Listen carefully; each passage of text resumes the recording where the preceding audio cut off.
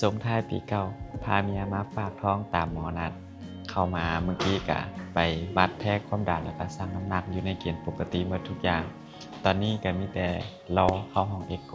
เบิ่งลูกตอนนี้เข้ามาห้องเอ็กโกแล้วหมอก็เริ่มซองเบิ่งลูกเลยซึ่งก็เป็นลูกคนแรกที่พวกข่อย2คนตั้งใจวางแผนที่จะเอาลูกพร้อมกันนั้นนี่พวกข่อย2คนก็ล้มกันตลอดได้ว่าการมีลูกนี่มันใช้เงินหลายและพวกข่อย2คนก็ค่อนข้างที่จะมั่นใจสมควรว่าการมีลูกครั้งนี้แมนบ่ได้ส่งผลกระทบอย่างต่อสภาพคล่องทางด้านการเงินและกันนี่แมนครั้งแรกที่ข่อยได้เห็นลูกเป็นโตแบบนี้เลยในระหว่างที่หมอซองเบิ่งลูกหมอก็สิอธิบายว่าส่วนใดเป็นหัวส่วนใดเป็นมือ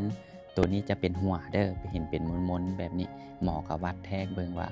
หัวมีขนาดเท่าใดแล้วแต่ว่ายังน้อยอยู่ในระหว่างที่ซองเบิ่งลูกก็สิลอยไปลอยมาอยู่ในท้องแม่ดีนแล้วได้พวกเจ้าแต่ว่าแม่ยังบ่ทันรู้สึกเพราะว่ายังเป็นตัวน้อยอยู่ตอนนี้แม่อายุได้3เดือนส่วนเดือนหน้าแม่จะเป็นเดือนที่สามารถรู้เพศได้เป็นเดือนที่4ในระหว่างที่ฟังหมออธิบายไปข่อยก็รู้สึกทั้งดีใจทั้งตื่นเต้นเพราะว่าเป็นการเอาลูกที่พวกข่อยตั้งใจเอาในเวลาที่พร้อมอีหลีฉะนั้นมันเป็นมื้อที่พวกข่อยตั้งหน้าตั้งตารอคอยเลยหมอหันเราก็สันนิษฐานว่าเป็นผู้ชายแต่ว่าเราก็ยังบ่ทันแน่ใจเพราะว่ายังบ่ทันแน่นอนเดือนหน้าจะเป็นการรู้เพศที่แน่นอนแต่ว่าข่อยกับเมียแม่นอยากได้ผู้หญิงอันเดี๋ยวนี้นี่สามารถมีเพศสัมพันธ์กันได้ป่ะหรือว่าได้ปกติเนาะ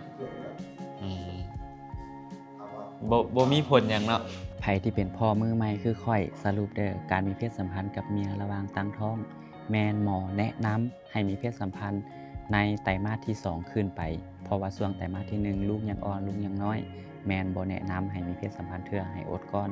แต่ว่าเดี๋ยวนี้เมียข่อยได้ก้าวเข้าสู่ไตรมาสที่2แล้วสามารถมีเพศสัมพันธ์ได้สำหรับสิ่งที่จะได้ไปต่อในปี2026คือข่อยต้องได้เกี่ยมโตการเป็นพ่อลูกอ่อนและก็ดูแลเมียดูแลลูกที่จะเกิดมาในปีหน้าออกจากห้องเอ็กโกมาละมาเที่ยวนี้เห็นเป็นโตเป็นมีมือเห็นตีนเห็นเป็นเด็กน้อยอะไรก็สมบูรณ์ดีหมดทุกอย่าง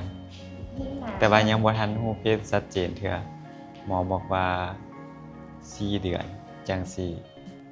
รู้เพศหมอเดาว่าเดาซื่อๆว่าเป็นผู้ชายแต่พวกข่อย2คนหันอยากได้ผู้หญิงรอลุ้นเดือนหน้าน่าจะรู้เพศแล้วเป็นเดือนที่4ตอนนี้แม่นรอท่ารับยาบำรุงลูกบำรุงแม่